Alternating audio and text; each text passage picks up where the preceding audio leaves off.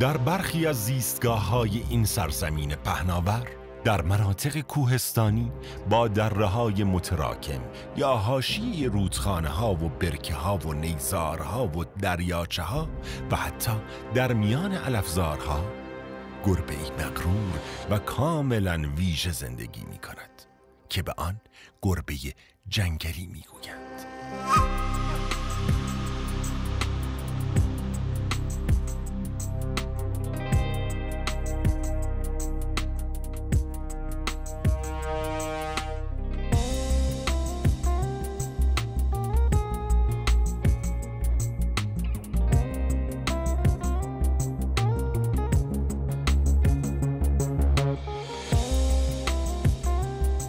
این گربه برخلاف نامش بیشتر در علفزارهای متراکم و یا در مناطقی با پوشش گیاهی تنک دیده می شود.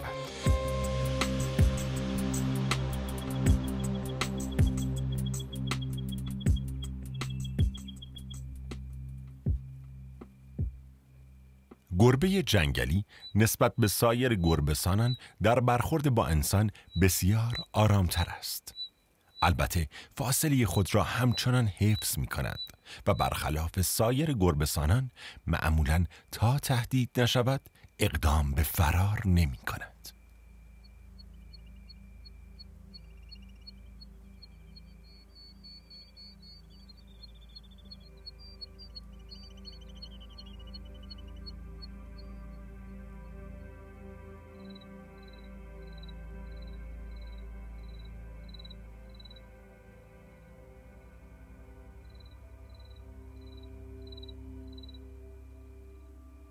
این جانور تنها کمی از شغال کوچکتر است و از نظر جثه پنجمین گربه‌سان ایران به شمار می آید.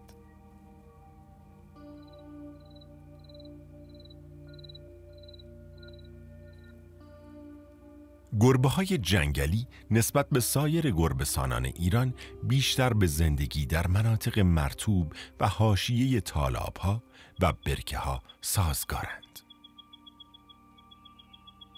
آنها برای تغذیه در این مناطق در درجه اول بر روی جانورانی که وزن کمتر از 1 کیلوگرم دارند تمرکز می کنند و معمولاً طعمه هایشان را از میان جوندگان، خزندگان، دوزیستان، پرندگان، خرگوشها، نوزاد پستانداران بزرگجثه، ماهیها، حشرات و گاهی طیور اهلی انتخاب می کنند.